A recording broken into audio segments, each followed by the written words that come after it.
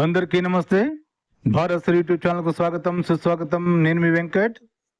ప్రేక్షకులు, ఈ రోజు మళ్ళీ మన శాంసన్ పాస్టర్ అనేవాడు జనాలని, మళ్ళా క్రైస్తవ గొర్రెల్ని ఎలా మభ్యపెట్టి వాళ్ళని కన్ఫ్యూజ్ చేసి, ఇప్పుడు ఒక వాక్యానికి అర్థం చెప్పకుండా వీడేదో సహాయవాచకం అని, అబ్జెక్ట్ అని, నౌన్ అని, ప్రనౌన్ అని ఏమేమో కథలు చెప్తున్నాడు.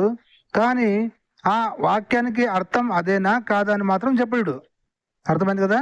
సో ప్రేక్షకులు, ఈరోజు ఈ శాంసన్ పాస్టర్ అనేవాడు ఏం చెప్తున్నాడో కొంచెం మీరు క్రైస్తవ గొర్రెలు గమనించి వినండి. మళ్ళీ దానికి నేను కౌంటర్ ఇస్తాను. మళ్ళీ మీకే ఆలోచన మీకు బుర్ర ఉంటే, మీకు బుర్ర లేదనుకోండి, బుర్ర ఉంటే మతం మారేవాళ్ళు కాదు, బుర్ర లేదు కాబట్టి మళ్ళీ మీ బుర్రల్ని ఫ్రెష్గా చేయాలని మా ఒక తపన. సో మీలో ఎవరికైనా బుర్ర ఉంటే మళ్ళీ అర్థం చేసుకునే గర్వాప్సేయి. ఈ బ్రిటిష్ వాని మతాన్ని ఒకప్పుడు బ్రిటిష్ వాళ్ళని తరిమి కొట్టాము మన దేశం నుంచి. మరి ఇప్పుడు మనమంతా కలిసి మరి ఈ బ్రిటిష్ వాని మతం అయినటువంటి బైబిల్ని తరిమి కొట్టే రోజులు వచ్చాయి. సో అనుకుంటున్నాను మీరందరూ మళ్ళీ గర్వాప్సేయి, జ్ఞానవంతులయ్యి ఈ బ్రిటిష్ వాని మతాన్ని తరిమి కొడతారని. సో మీరు గమనించి వినండి, ఈ శాంసన్ అనే పాస్టర్ ఏం చెప్తున్నాడు అనేది కొంచెం గమనించి వినండి, సరేనా? శాంసన్ పాస్టర్ వచ్చాయి. ఫర్ ఎగ్జాంపుల్, ఇప్పుడు తెలుగు ఉందనుకోండి, తెలుగులో ఒక విషయాన్ని వివరించడానికి నామవాచకం అని, సర్వనామం అని, కర్త అని, కర్మ అని, క్రియ అని, ఆ తర్వాత సహాయక క్రియాపదాలని రకరకాలుగా మనకు కనపడుతుంది. వీటన్నిటిని కలగలిపి నిర్మిస్తే ఒక చక్కని సెంటెన్స్ అనేది ఫామ్ అవుతుంది. అలానే ఇంగ్లీష్లోకి మనం వెళ్తే నౌన్ అని, ప్రొనౌన్ అని, యాడ్జెక్టివ్ అని, సబ్జెక్ట్ అని, ఆబ్జెక్ట్ అని, ఆ తర్వాత హెల్పింగ్ వెర్బ్స్ అని, మెయిన్ వెర్బ్స్ అని, ఇలా వీటన్నిటిని కలగలుపుకుంటూ పోతే ఒక చక్కని అర్థవంతమైనటువంటి ఒక సెంటెన్స్ అనేది ఫామ్ అవుతుంది. ఉద్దేశం అనేది ఎదుటివాడికి క్లియర్గా గోచరపడుతుంది. ఓర్ని దింపదేగా, ఏం పాస్టర్, ఏం మాట్లాడుతున్నావు పాస్టర్? అక్కడ కరుణాకర్ గారు చెప్పింది ఏంటి? సమూయేలు గ్రంథంలో 11వ అధ్యాయం 11వ వచనంలో ఏం చెప్పాడు? యేసు అనే దేవుడు దావీదుతో ఏమన్నాడు? ఒరే దావీదు, నాకు చెప్పకుండా నువ్వు బెత్షెబతో అక్రమ సంబంధం పెట్టుకుని వ్యభిచారం చేసావు కదా, నన్ను అడిగింటే నీకు ఇంకా 10-12 మంది ఆడవాళ్ళని పండబెట్టేవాడిని కదా, నాకు తెలియకుండా, నాకు చెప్పకుండా నువ్వు వ్యభిచారం చేశావు కాబట్టి నీ పెళ్ళాలని నువ్వు చూస్తుండగానే నీ చేరువానికి అప్పగిస్తాను అన్నాడు. అవునా? సో ఆ వాక్యము హిబ్రూ భాషలో ఉందా లేదా అని అది చెప్పాలి. కానీ పాస్టరు తలకరా మాసిన మాటలని చెప్తున్నావేంటి? తెలుగులో వెర్బ్ అని, సహాయవాణి అని, ఇంగ్లీష్లో వెర్బ్ అని, మెయిన్ వెర్బ్ అని, అబ్జెక్ట్ అని, నౌన్ అని, ప్రనౌన్ అని, అదల్లా ఎవడు అడిగారా నాయన నిన్ను? మీ దేవుడని యేసుగాడు దావీదుతో ఈ మాట అన్నాడా లేదా? హిబ్రూ భాషలో ఆ మాట అర్థం ఉందా లేదా అది చెప్పాలి. కానీ అది వదిలేసి గ్రామర్ చెప్తున్నావేంటి పాస్టరు? మతిపోయిందా ఏంటిని? ఏం తాగొచ్చావా? ఏం ప్రేక్షకులు, గొర్రెలు అర్థమవుతుందా మీకు? వీడు మిమ్మల్ని మభ్య పెట్టడానికి వెర్బ్ అని, హెల్పింగ్ వెర్బ్ అని, మెయిన్ వెర్బ్ అని, నౌన్ అని, ప్రనౌన్ అని ఏదేదో మాట్లాడుతున్నాడు తలతెక్కగా కదా గొర్రెలు. వీడు ఏం చెప్పాలి? ఒరే నాయనా, యేసు అనే దేవుడు దావీదుతో ఆ మాట చెప్పలేదు, దగ్గరుండి నువ్వు చూస్తుండగానే నీ పెళ్ళాలని నీ చేరువానికి అప్పగిస్తాను అనలేదు. ఈ తెలుగులో ఉన్న తర్జుమం తప్పు చేశారు వెధవలు, హిబ్రూ భాషలో అలా లేదు అర్థం అని చెప్పాలి వీడు. అది కదా ప్రేక్షకులు. అది చెప్పకుండా వీడు జనాల్ని, గొర్రెల్ని ఎలా మభ్య పెట్టాలని ప్రయత్నిస్తున్నాడు. హెర్బ్ అని, వర్బ్ అని, హెల్పింగ్ వర్బ్ అని, నౌన్ అని, ప్రనౌన్ అని ఉంటది. ఇవన్నీ కలగలిసి ఒక చక్కని సెంటెన్స్ ఉద్దేశం అని అర్థమవుతుందని చెప్తాడు. ఉద్దేశం మాకు అర్థమైందిరా. ఇప్పుడు హిబ్రూ భాషలోన verb, helping verb, noun, pronoun ఇవన్నీ ఉన్నావా లేదా నువ్వు చెప్పేదానికి?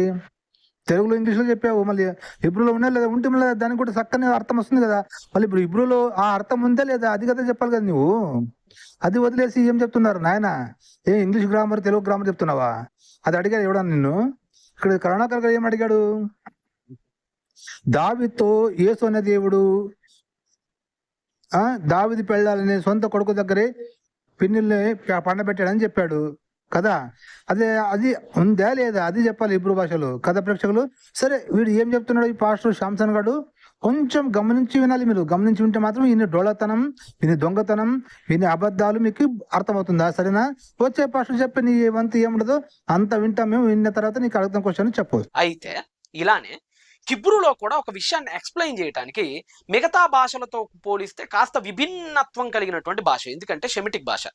షెమిటిక్ భాష మిగతా ఇండో యూరోపియన్ భాషలతో పోల్చినప్పుడు కానీ, వెస్ట్రన్ లాంగ్వేజెస్లో పోల్చినప్పుడు కానీ కాస్త విభిన్నంగా, కాస్త గమ్మత్తుగా కనపడుతుంది. అంటే గమ్మత్తుగా అంటే యూరోపియన్ భాషలకు మళ్ళీ మన వెస్టర్న్ భాషలకు చూసుకుంటే హిబ్రూ భాష ఒక గమ్మత్తుగా కనిపిస్తుంది. అంటే జోకర్ భాష అది. అంటే దానికి verb, helping verb, noun, pronoun ఇవన్నీ గ్రామర్ ఏమి ఉండవు ఉంటుంది దానికి. అది అంతేనా? చెప్పు. ఫర్ ఎగ్జాంపుల్ ఇంగ్లీష్లో హెల్పింగ్ వెర్బ్స్ మాత్రమే ఉపయోగించి చెప్పగలిగినటువంటి ఒక విషయాన్ని ఎలాంటి హెల్పింగ్ వెర్బ్ ఉపయోగించకుండానే స్టెమ్లోని కొద్దిగా మార్పు చేయటం ద్వారా ఈజీగా ఎక్స్ప్లెయిన్ చేయొచ్చు హిబ్రూ భాషలో ప్రతి మూల పదానికి 7 రకాల స్టెమ్ రూపాలు ఉంటాయి. ఒక్కొక్క స్టెమ్ రూపంలో ఒక్కొక్క అర్థం కలిగి ఉంటుంది. మళ్ళీ చెప్తున్నాను జాగ్రత్తగానండి. హిబ్రూలో ఒక్కొక్క మూల క్రియాపదం 7 రకాల స్టెమ్స్ రూపాలు కలిగి ఉంటుంది. ఒక్కొక్క స్టెమ్ రూపంలో ఒక్కొక్క మీనింగ్ అనేది మనకు కనపడుతూ ఉంటుంది. ఇప్పుడు ఫర్ ఎగ్జాంపుల్ మీకు తెలుగులో సింపుల్గా అర్థం కావడానికి ఒక మాట చెప్తా. ఇప్పుడు విత్ అనే ఒక మూల పదం ఉందండి. విత్ అనే ఒక మూల పదం ఉంది. విత్ అంటే ఏంటండి అంటే విత్ అంటే నేర్చుకోవటం కానీ, లేదంటే తెలుసుకోవటం, టు నోయింగ్ కానీ, నాలెడ్జ్ కానీ, జ్ఞానము, నేర్చుకోవటం అనేటువంటి అర్థాలను కలిగి ఉంది. విత్ అనేటువంటి ఈ పదానికి అర్ధి అనేది పక్కన యాడ్ చేస్తే విద్యార్థి అవుతుంది. ఇదే విత్ అనే పదం నుంచే వేదం అనే పదం కూడా పుట్టింది. ఇదే విత్ అనే పదం నుంచే విద్వాంసుడు అనే పదం కూడా పుట్టింది. ఇదే విత్ అనే పదం నుంచే విదూషి అనే పదం కూడా పుట్టింది. అంటే ఒకే విత్ అనే పదం వేదముగాను, విద్యగాను, విద్యార్థిగాను, లేదంటే విదూషి గాను, అది కాదనుకుంటే విద్వాంసుడు గాను, ఎలాగైతే రకరకాలుగా మరి సఫిక్స్లు, ప్రిఫిక్స్లు యాడ్ చేసుకొని ఒక కొత్త అర్థాన్ని సంతరించుకుంటుందో, అలాగనే హిబ్రూలోని ప్రతి మూల క్రియాపదం కూడా 7 రకాల స్టెమ్స్ని కలిగి ఉంటుంది. ఈ 7 రకాల స్టెమ్స్లో ఒక్కొక్క స్టెమ్లోకి అది రూపాంతరం చెందినప్పుడు ఒక్కొక్క అర్థాన్ని తెలియజేస్తుంది. సరేరా పాస్టర్, నీవు చెప్పింది నమ్ముదాం కాసేపు. ఇప్పుడు హిబ్రూ భాషలో 7 ఒక విత్ అని చెప్పావు, విద్యార్థి అని చెప్పావు, వేదం అని చెప్పావు, అన్ని చెప్పావు, పాడైపోన్లే. ఇప్పుడు ఈ ఒక్క వాక్యానికి 7 అర్థాలు వస్తాయని చెప్పావు హిబ్రూ భాషలో. ఇప్పుడు ఈ వాక్యం ఉంది కదా, దావీదు చెప్పింది, మీ యేసుగాడు దేవుడు, ఒరే దావీదు, నాకు చెప్పకుండా బెత్షెబతో నీవు అక్రమ సంబంధం పెట్టుకున్నావు కదా, నాకు చెప్పింటే ఇంకా 10 మంది నీకు పండబెట్టేవాడిని కదా నీతో. నాకు చెప్పకుండా నువ్వు వ్యభిచారం ఆమెతో చేశావు కాబట్టి నీ పెళ్ళాలని నీవు చూస్తుండగానే నీ చేరువానికి అప్పగిస్తాను అని చెప్పాడు. ఒక వాక్యమైందా? సో ఈ వాక్యము 7 రకాలుగా అర్థం ఇస్తుందని చెప్పావు కదా. ఇప్పుడు హిబ్రూ భాషలో ఈ వాక్యానికి 7, ఇప్పుడు ఒక అర్థం వచ్చేసింది ఇక్కడ తెలుగులో, అవునా? ఇంకా 6 రకాలు ఏం అర్థం వస్తుంది? అది మరుగు పాస్టరు, అది మరుగు చెప్పు. మళ్ళా ఆ వాక్యం చదివి ఈ వాక్యానికి ఇది ఒకటే అర్థం రాదు, 7 రకాలుగా అర్థాలు వస్తుందని చెప్పి ఏం అర్థం వస్తుంది? 7 రకాలు చెప్పు. 7 రకాలుగా అర్థం వస్తుంటే మళ్ళీ ఏ వాక్యం, ఏ అర్థాన్ని మనం తీసుకోవాలి? బైబిల్ చదివినకి ఇప్పుడు తర్జుమా చేశారు కదా తెలుగులో, ఇంగ్లీష్లో, అన్నిట్లో, కన్నడలో, మలయాళంతో, జపానీస్ ఏమన్నావు కదా. సో అన్ని భాష వాళ్ళు ఏం అర్థం తీసుకుని చదువుకోవాలరా నాయన. మళ్ళీ ఇప్పుడు ఈ అర్థం చేసి చదివారంటే వాళ్ళు వేదవాళ్ళు తప్పు చేశారు అని చెప్పాలి. నువ్వు అది తప్పు అని చెప్పాలి. లేదంటే నువ్వు అది 7 రకాలుగా అర్థం ఇస్తుంటే ఇది కరెక్ట్ అని ఒప్పుకోవాలి నువ్వు కదా గొర్రెలు. ఇప్పుడు ఇది నువ్వు కరెక్ట్ కాదని అంటే 7 రకాలుగా అర్థాలు వచ్చేదాన్ని, 7 రకాలుగా అర్థాలు వచ్చేదని ఒక అర్థం ఇక్కడ రాశారు అనుకుందాం. నువ్వు అక్కడ 7 రకాల అర్థాలు వచ్చినప్పుడు ఈ అర్థం కరెక్టే అయినప్పుడు దీన్ని ఒప్పుకోవాల్సింది నువ్వు. మరి కాదని ఎలా అంటావురా నాయన నువ్వు కదా గొర్రెలు. సరే 7 రకాల అర్థాలు ఇస్తాను చెప్తున్నావు కదా, ఆ 7 రకాల అర్థాలు ఏమేమి ఇస్తావో ఈ గొర్రెలకు చెప్పు, మాకు చెప్పు. అర్థమైందా? అడగండి గొర్రెలు, ప్రశ్నలు అడగండి, విడకండి. మీరు ప్రశ్నల మీద ప్రశ్న అడిగారు అనుకోండి, ఒరే నేను సాతాను శోధిస్తుంది అంటారు ఈ వేదాలు పాస్టర్లు. పాటలు అంటే లుచ్చాగాడు పాస్టర్లు. అర్థమైందా? చెప్పు ప్యాసేజ్లో, ఆ కాంటెక్స్ట్ లో. ఇప్పుడు ఉదాహరణకి ఒక మాట మనం తీసుకుందాం. ఇందాక మీకు చెప్పినట్లుగా 7 రకాల స్టెమ్స్లు అంటే ఫర్ ఎగ్జాంపుల్ ఖల్ అని, నిఫిల్ అని, హొఫాల్ అని, హిఫిల్ అని, ఆ తర్వాత పియేల్ అని, పువాల్ అని, హిట్పాయేల్ అని, ఇలా 7 రకాల స్టెమ్ రూపాలు ఉంటాయి ప్రతి హిబ్రూ క్రియాపదానికి. ఈ హిబ్రూ క్రియాపదం 7 రకాల స్టెమ్స్ లో ఏ స్టెమ్ లోకైతే రూపాంతరం చెందుతుందో ఒక్కొక్క స్టెమ్ లో ఒక్కొక్క అర్థాన్ని కలిగి ఉంటుంది హిబ్రూలోని పదం. ఇప్పుడు ఫర్ ఎగ్జాంపుల్ ఇక్కడ ఏదైతే నేను మీకు అపాయమును పుట్టింతును అన్నాడు కదా, పుట్టింతును అన్నాడు కదా, అక్కడ ఉపయోగించినటువంటి క్రియాపదం, మూల క్రియాపదం కుమ్ అనేటువంటి రూట్ వెర్బ్ ఉపయోగించబడింది. 7 రకాల స్టెమ్ రూపాంతరాలు ఉంటాయి. మళ్ళా 7 రకాల స్టెమ్ రూపాంతరాలు ఉంటాయి. అంటే స్టెమ్ అంటే ఏం లేదండి, సింపుల్ అండి. ఆ పదానికి ముందు ఒక చిన్న తలకాయ తగిలిచ్చామంటే అర్థం మారిపోయింది. చిన్న తలకాయ, దానికి ఎలాంటి హెల్పింగ్ వెర్బ్స్ అవసరం లేదు ఇక, దానికి ఎలాంటి సహాయక క్రియాపదాలు అవసరం లేదు ఇక. ఇప్పుడు తెలుగులో కూడా మెయిన్ వెర్బ్ ఉంటుంది, హెల్పింగ్ వెర్బ్ ఉంటుంది. ఇప్పుడు విద్యార్థి చదువుతున్నాడు అని చెప్పాలనుకోండి, విద్యార్థి అనే సబ్జెక్ట్ నామవాచకం సబ్జెక్ట్ గా పనిచేస్తుంటది. చదువు అనేది మెయిన్ వెర్బ్, చదువు అనేది ఏ వెర్బ్, మెయిన్ వెర్బ్. ఉన్నాడు అనేది సహాయక క్రియాపదం, అర్థమైందా? మూల క్రియాపదం, సహాయక క్రియాపదం.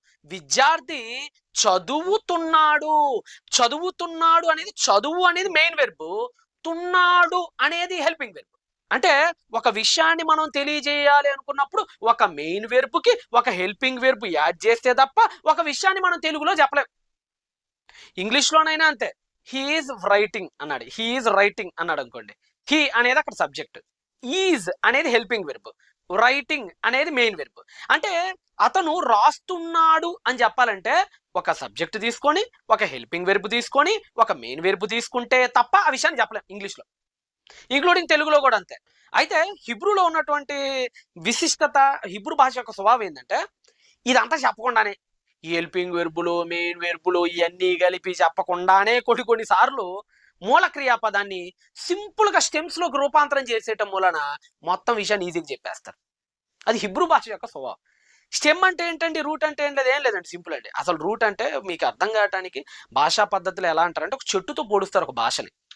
స్టెమ్ ఏంటి సార్, రూట్ ఏంటి సార్, ప్రిఫిక్స్ సఫిక్స్ ఏం లేదు, సింపుల్. భాషని ఒక చెట్టుతో పోలుస్తూ మీకు అర్థం కావడానికి ఓ భాషా పద్ధతి అలా ఉపయోగించారు.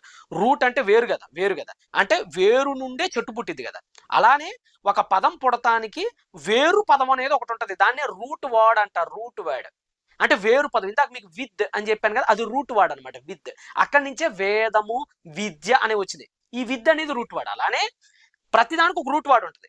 ఈ రూట్ వర్డ్ హిబ్రూలోకి వచ్చినప్పటికీ రూట్ వర్డ్కి స్టెమ్ అనేది ఒకటి ఉంటుంది.